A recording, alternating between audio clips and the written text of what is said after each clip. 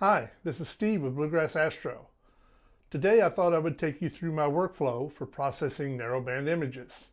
So let's head inside to the computer and start this journey.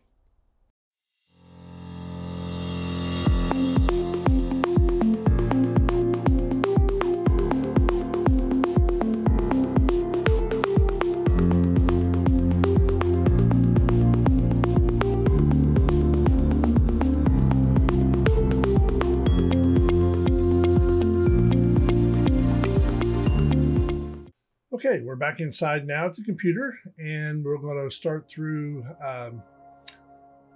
my method of processing narrowband images, my workflow. I'm going to let you know that I'm by no means an expert. I'm learning every time I process an image. I learn something new. What I have learned, what I'm going to show you is just a combination of things that I've learned from several different sources. People like Sasha over at View into Space, Steve at Entering into Space, Luca Matico, Sean at Visible Dark, Queeve the Lazy Geek, and many more that I can't possibly name. They're all wonderful resources, and I suggest that you check those out. Also want to let you know that I use several tools within Pixinsight, namely Russell Croman's stuff from RC-Astro, Blur Exterminator, Noise Exterminator, Star Exterminator. Those are all paid add-ons. They do offer a free trial, and they are game changers. You really should check those out if you're not using them already. I also use a number of scripts and plugins from Bill Blanchard and Mike Cransfield. Bill's YouTube channel is Another Astro channel. I will link all of these sites and YouTube channels down below. I also use GraXpert, which is a new on the scene for doing gradient removal, and now they have an AI version that works very well. I'll have links to that down below as well.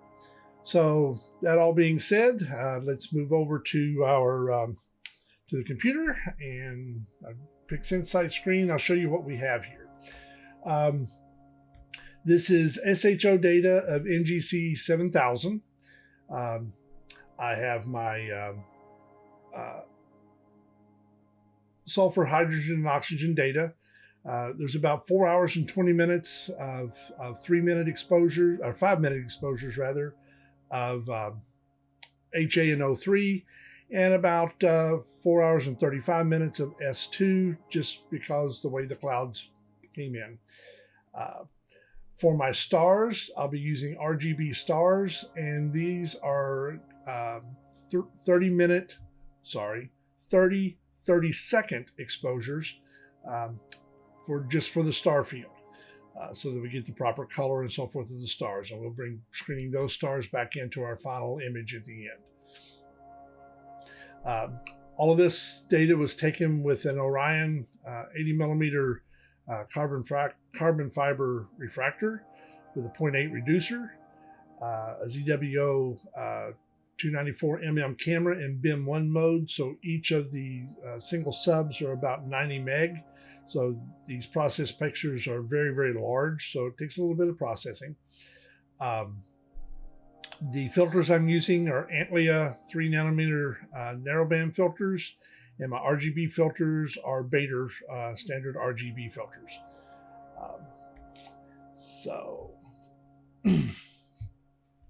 So what we have here's our stars. As you can tell, even at just 30 second images, there's a lot of red, a lot of HA coming through. These just have a screen stretch applied to them. So there's my green stars and my blue. Again, we'll be processing these all together for a final image.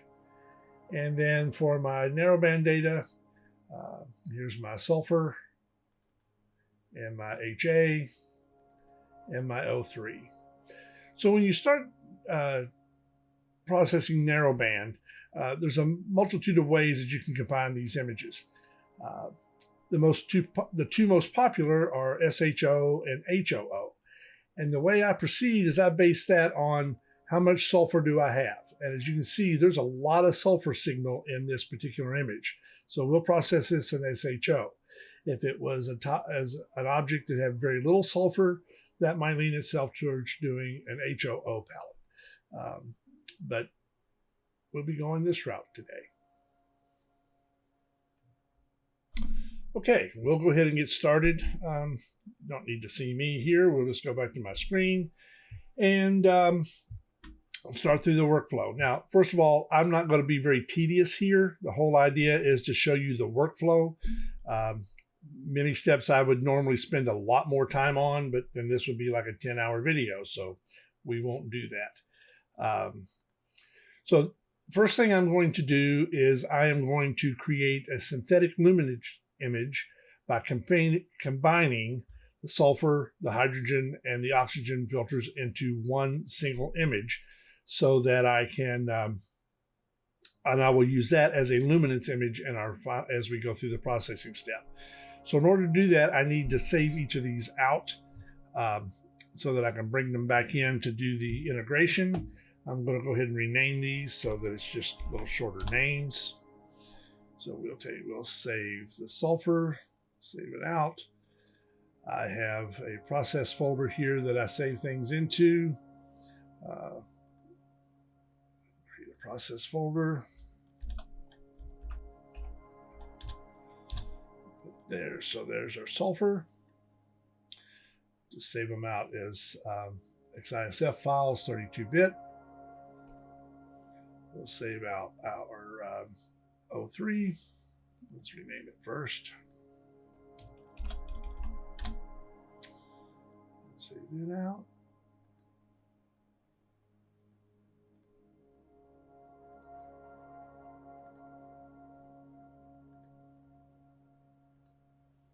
And then our HA.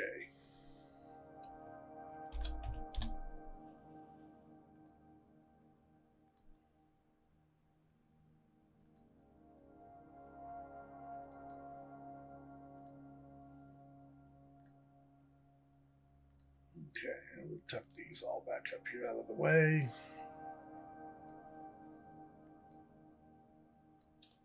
For now, and now we'll create our luminance image. So we'll do that with image integration. Oops. Here, all processes, image integration. This is here from before, so we'll add these files in from process 1. We'll get all 3. As far as this, since we're doing these have already stacked, we do average. We don't want to do any normalization, and I don't care about weights. I don't want them to weight anything. I don't want to normalize anything. That's all been done in the stacking process. We're just combining these masters into another master luminance. So I'll create that. And we don't need that anymore. We will get rid of our rejection. And here is now our luminance image. So we'll be using that as we move forward. Go ahead and rename this as Lun. And tuck this away up here. Now, we'll process our stars separately. So all of these images need to be cropped identically so that we can put them all together later on. So the first thing I want to do is I'm going to create an RGB stars image. In order to do that, we want to linear fit these together first, and then we will combine those together. The way we do that is we'll go over here and we will get statistics. And then I will check the statistics of our blue.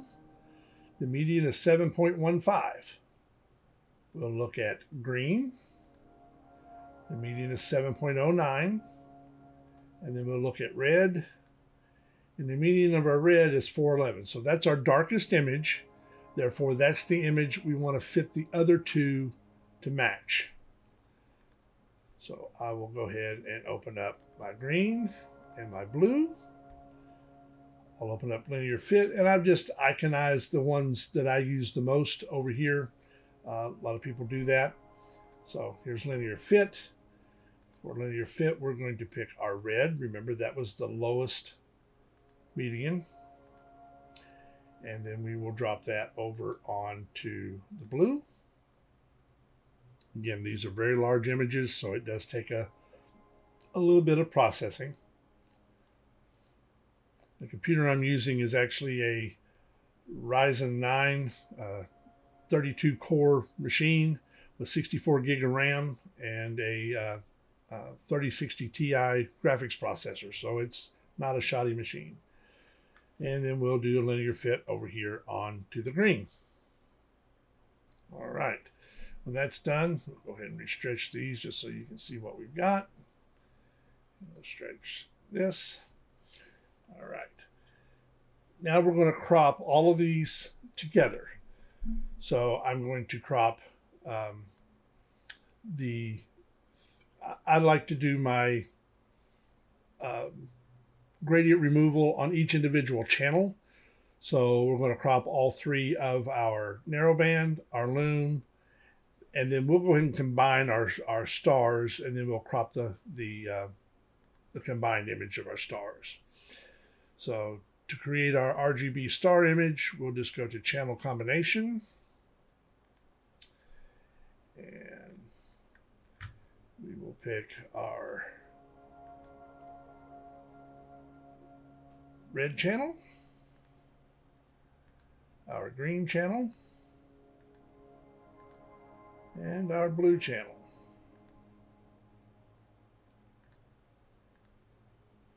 So red, green, blue, process,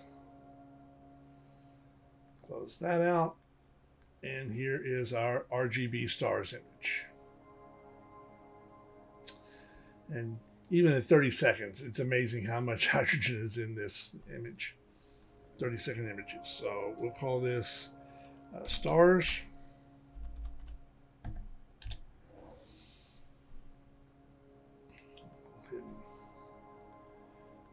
Take that up here out of the way. Yeah, we don't need these anymore. Those up.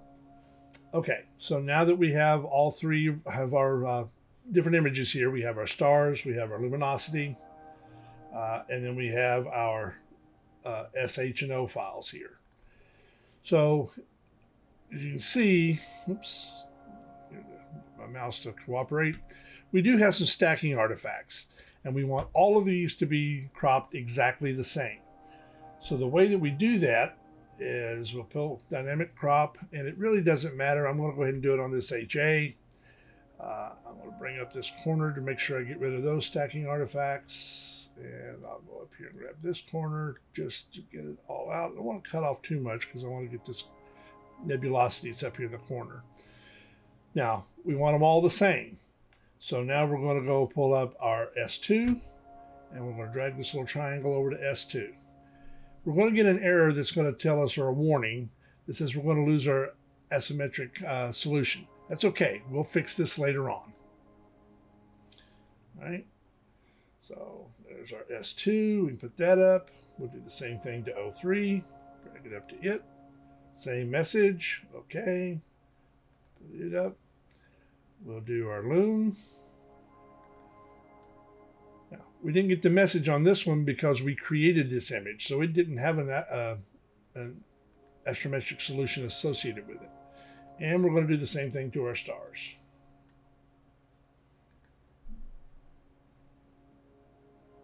And once all of that is done, now we will finally do it to our HA. So now we have all 5 of the images that we're going to pull gradients from. So we're going to save those out. So we'll save our HA, we'll save as. I'm just going to save it right over the top of this master, which is just fine. Yes, I'll overwrite that. Put it away. We'll do our S2.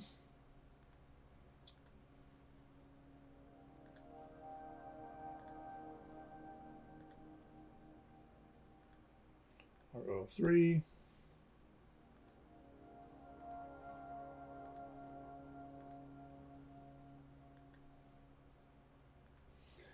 Now we need to save out our luminosity.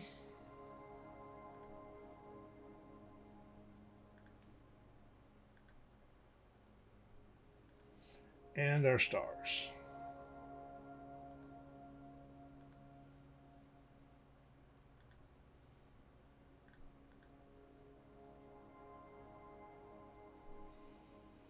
Okay, so we have all of those saved out. So now we're going to open up GraXpert. So here's GraXpert, and wonderful program. We're going to load our image. We'll go here to File. We'll load the HA image. So there's our HA image. For calculation, we're going to choose AI, and we're going to say Calculate.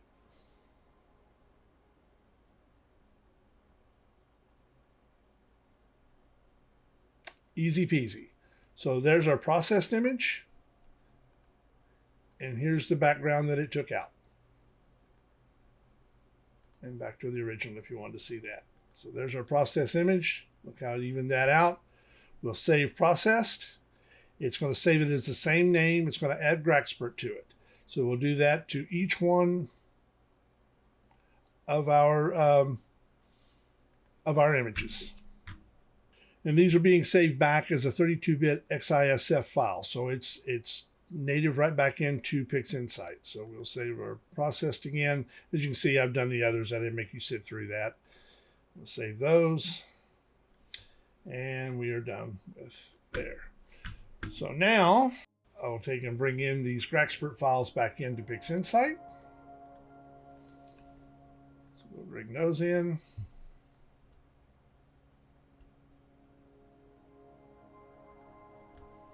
So here's our equalized images. So there's 03. Up here. Here's our luminosity.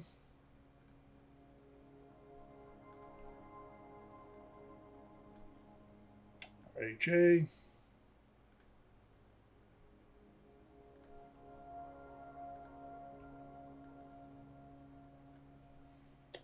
Stars.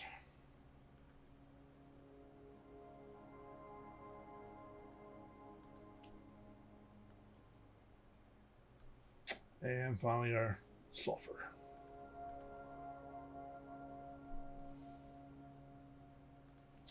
All right. So we've got all those back now. We're good to go. Now we'll process the stars towards the end. But for now, we're ready to start processing our narrowband. So the first thing we're going to do is we're going to create our SHO. So we'll do that again with channel combination.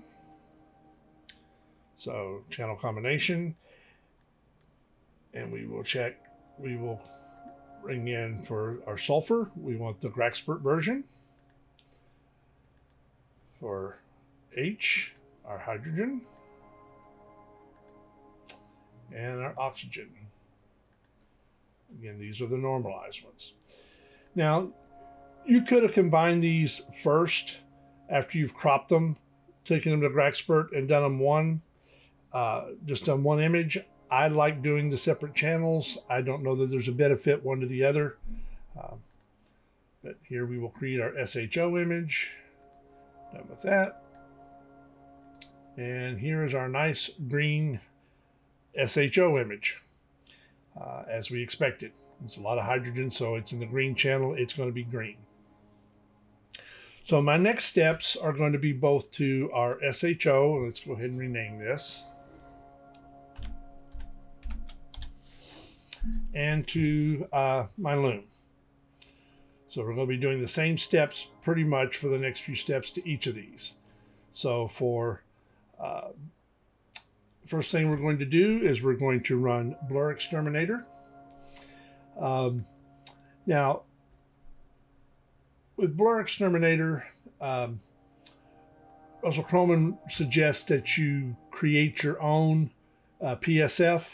There's methods to do that. You can use the dynamic PSF function. select some stars, get an average, and then use that average in the in this box here. For this example, I'm just going to go ahead and let it run on its, just use the automatic PSF, but you will get a little better response usually if you go through and do it manually. So we'll do it. We'll run Blur Exterminator here.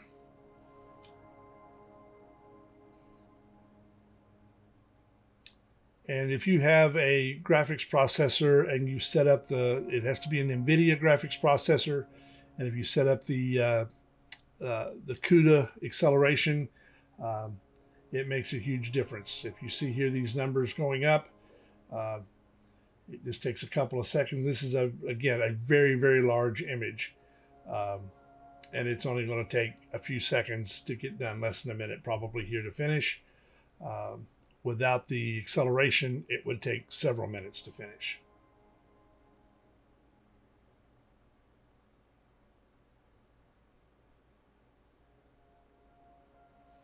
So there that is. And if we zoom in here a little bit and we do before, see the stars are bigger.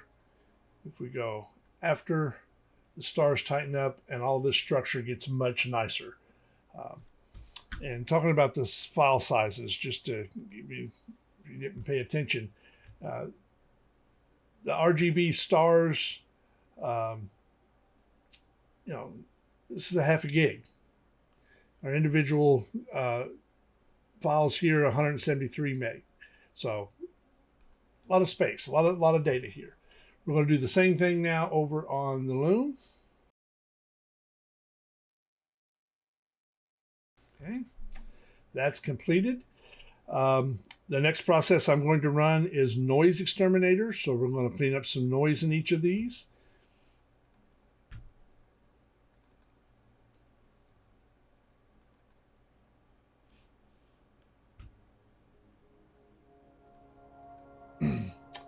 And on here, these aren't terribly noisy images. A little bit, but not too bad. So I'm going to leave this at about 50%, leave detail at about 15, and we'll run this. And I'm not going to make you sit through all of this. So if we zoom in here, before, see the noise, after, did a pretty good job there.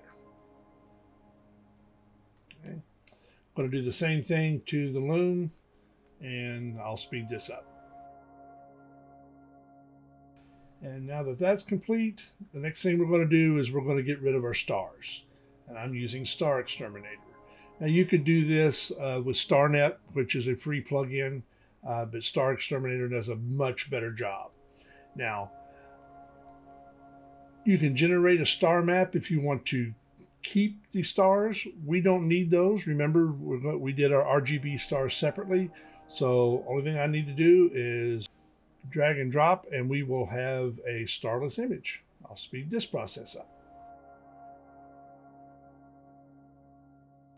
Okay, there's our starless image for the Loom. Put that away. And we'll do the same thing now for the SHO. All right, and then here's our starless image. Okay. My next step is going to be to normalize the 3 channels here. And to do that, I'm going to use Mike and Bill's script for that, Narrowband Normalization.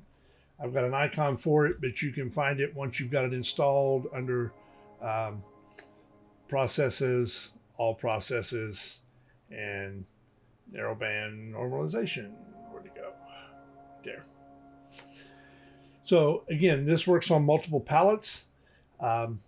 Default is to HOO. We're going to go to SHO. Do a full real-time preview here. So this has lots of features built in. So before you would use a separate SCNR, that's built right in. So you can just slide the slider over and there goes the green. If you take it all the way over, it's all gone. Leave a little bit in there, bring it back just a little bit. And just to show you what you can do, you can boost the O3. So if we do that, this will be way too bright. There's all the O3. Get back. Do the same thing with S2. Shows you all the S2. Bring it back. I'm going to boost the O3 a little bit, and I'm going to boost the S2 a little more. This is all just taste. I kind of like that, the Cygnus wall here. If it's too bright, you can mess with the shadow points, highlights, and so forth. I'll do that later on, but I kind of like that. That lets me balance the 3 channels pretty well, and we'll execute that.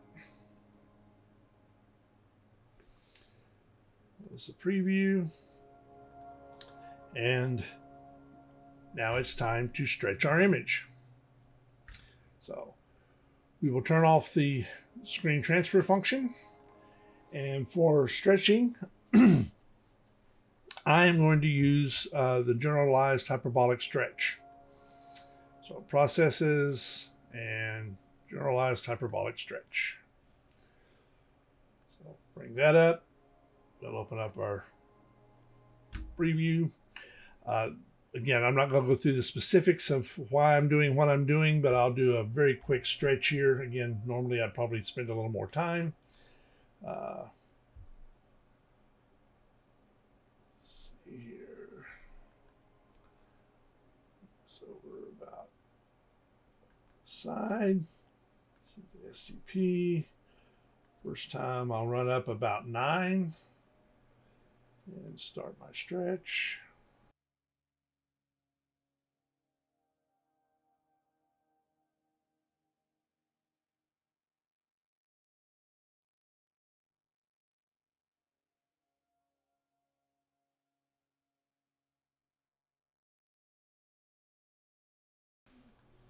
Now we have our stretched SHO image. Put that away. All right. Now I'm going to stretch my luminosity. So turn off the screen stretch. Hyperbolic stretch.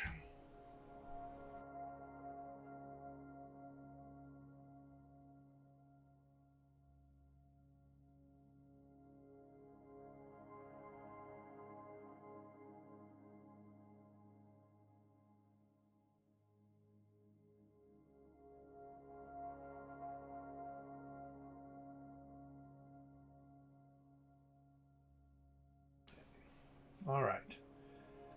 I'm going to do next. I will do a little bit of sharpening on my luminosity here. So we'll do an unsharp mask.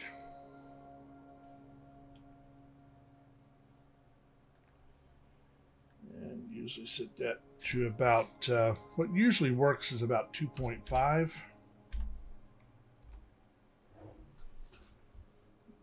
preview. You don't want to do too much. If you go too far, see what you get. So it starts at about 80. We'll be able to sharpen it a little bit, but we don't want to go too far here. That looks pretty good.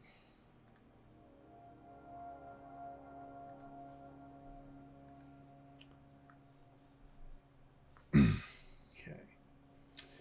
Now I'm going to come back to my SHO, and I'm going to use my luminosity as a mask.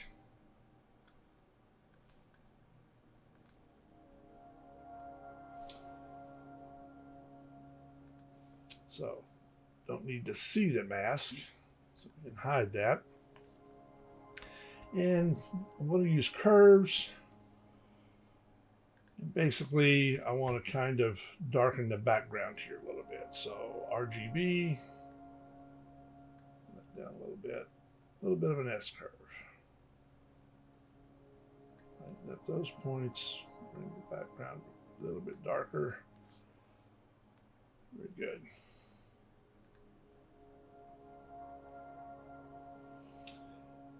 Now, the next step here, and I'm not going to go through the tedious parts of this, but the next part would be to actually, we'll remove that mask, is to create color masks so that you can work on each individual area. So I'll show you a little bit of what I do with that. For that, I'm using Bill and Mike's utility here called color mask. This is a modified color mask. It brings you up an image. So let's say that I want to work on this color here. So if I click, it shows me where that color is. You can click around and see what it's doing here. It's showing you where that color is in the image. So click into that area. So somewhere there. And then you can use these sliders to where you want to start and end. So if I start about there and end about there, that's going to give me these orangey areas here. You can tell it how much to blur the mask. Say OK. And it's going to create a color mask based on that. At that point, then you can apply that mask to your image. Don't want to get rid of this, but you can put it away out of the way. And now that my mask is applied, again, I can go back to curves. And just do a little bit of work here. But you can see I can bring those up. If I go to saturation, I could really saturate those colors if you wanted to. That's way too much. But so you can work in each little area based on color using that script. It's a wonderful script to be able to go in and work on specific areas of your image based on color. Bill Blanchard had some color mask, pixel math scripts that he had put together earlier where you could pick red, cyan, whatever. They put that together into this script that allows you to go in and actually dial in the actual range of color that you want to be able to go in and enhance. So again, I would spend a lot more time on this, but just to show you the workflow, I'm going to continue on. So the next step here, we'll get rid of this mask. And so all of our detail is going to be over on the luminosity side. So here we want to blur this a little bit, and we're going to do that with convolution. So we'll go to process and convolution. There we go. Real-time preview. And we want to blur this out some. So, because all we want is the color to show through. Looks pretty good. So we blew out our color. And now we're going to add our luminosity onto our color image here. So we'll do that with channel combination or LRGB channel combination. We want to uncheck everything except luminosity.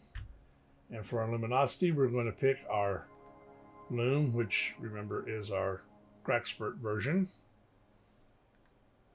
And then we will add that. And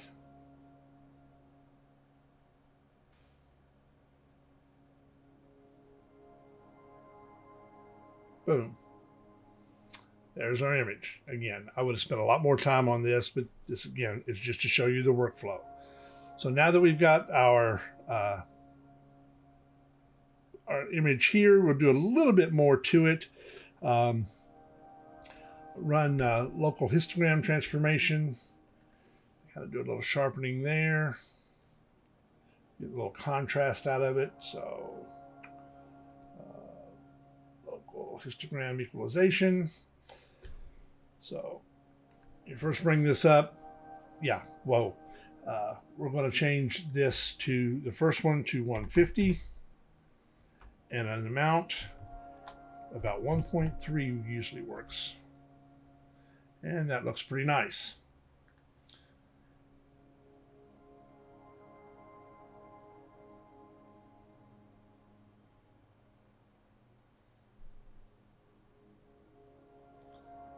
That process through. Again, these are huge images.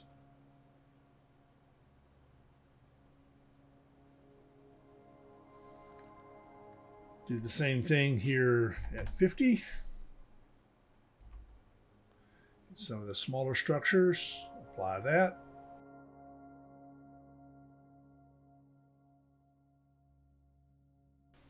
And not great. Again, I did this quickly. I would spend a lot more time and clean this up a whole lot better than what we're seeing here. But I just want to take you through the steps. So now that we've got our color starless image done,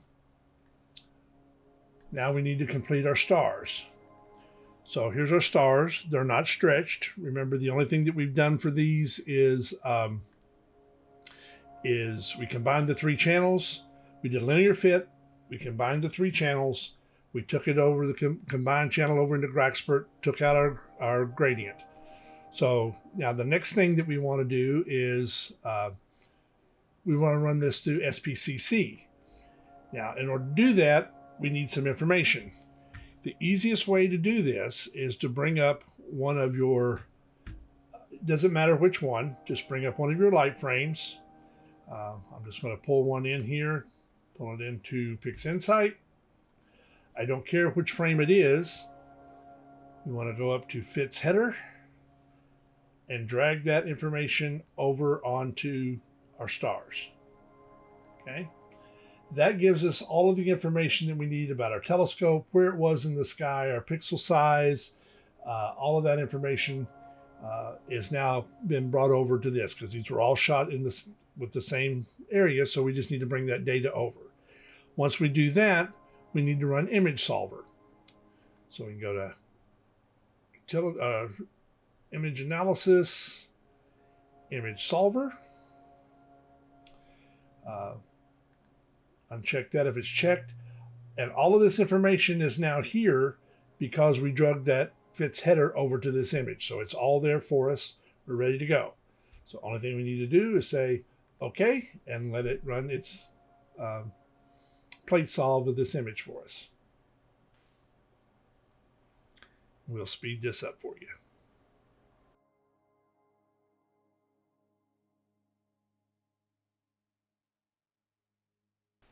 Okay, and now once we've got it solved, now we can run SPCC. Now, I have icons over here for SPCC. I have one for RGB and one for narrowband. Basically, all I've done here is I've gone ahead and predetermined my filters that I'm using. So it just makes it a little quicker. We need a region of interest for our background. So I'll go up here. We'll create a little preview. Up here in the dark area, we'll use a region of interest from preview. We'll pick our preview here and run SPCC.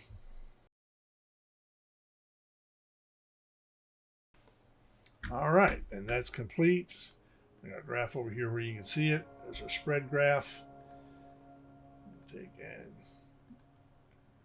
restretch.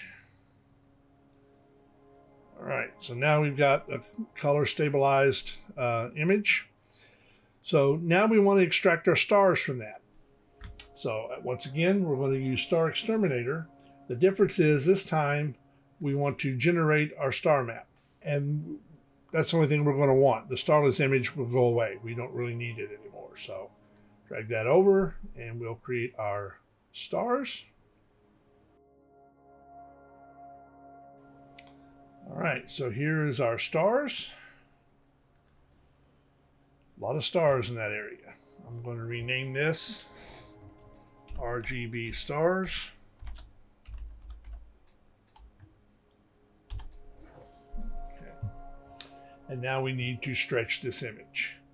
We no longer need, here's what was left over. We don't need that anymore. Put that away. And now we need to stretch our stars image. So once again, turn off the screen stretch. Generalize hyperbolic stretch. Set. So for stars, the first stretch, I like to do an arc sine stretch.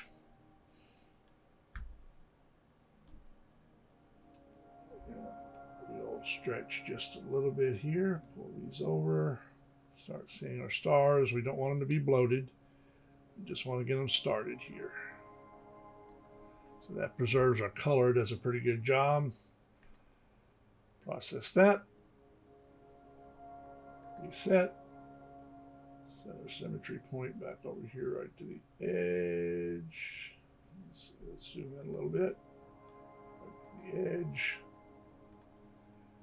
Once again, arc sine stretch. Back. Do just a little bit more.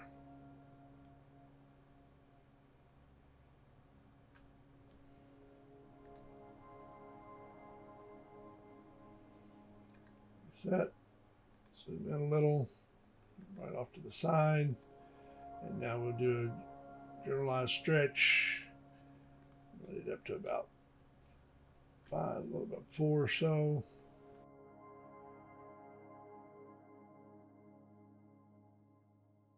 So there's our stretched stars image. I'm going to do some curves so that I can darken the background a little bit here.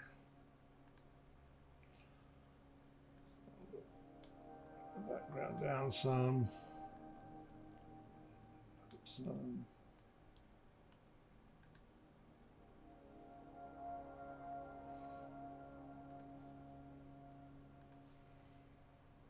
Okay. So now we have our curves. So now then the next step is to add our stars back to our starless image, and we will be completed. So our image. Now, again, I would have spent some time doing some saturation, do color maps, clean this up, made this look a lot different than it does here. But now we're going to put our stars back in. So we go to script. We're going to use one of Bill's utilities again of screen stars.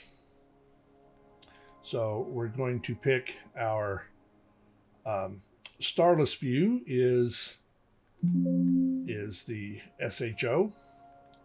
So we will pick that. And our stars view is RGB stars. There we go. And there's a preview. That will screen our stars back into our image. So check mark.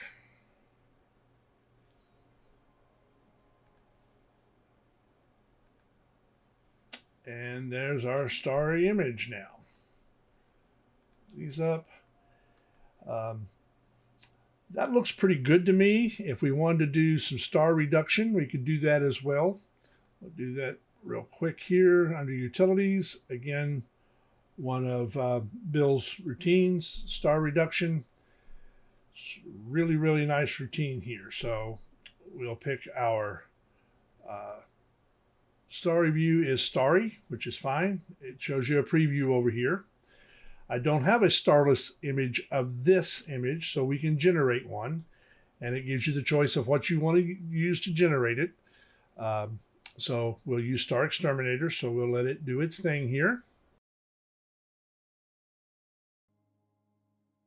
All right, so you're showing your preview here. This is a pretty, there's multiple methods you can use for star reduction, transfer method, halo method, star method. I like the star method, and you can go from soft to very strong. You can see that made a huge difference there. You can change the number of iterations. So the stars weren't too bad in this one. Let's see here. I would probably go with that. You can zoom in here if you want to see an area. See what the stars are going to look like, and double click to go back. So all in all, I think that looks pretty good. There are videos on Bill's channel, again, another Astro channel, on how to use all of these tools.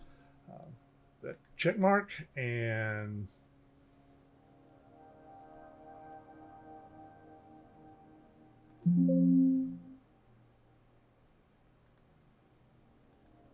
here is our final image.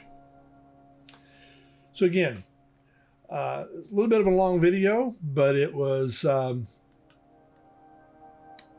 went through these steps pretty quickly. I just wanted you to kind of see what my workflow was from start to finish. Those are the steps that I go through. Again, these were all summarized from multiple different locations, different people that I listen to and watch videos on, and our process will probably change in the future. But thanks for watching. If you learned anything, enjoyed anything, I'd appreciate it if you can give me a like. And if you'd like to see more of this type of content, give me a subscribe as well. Appreciate it very much. Thank you for watching.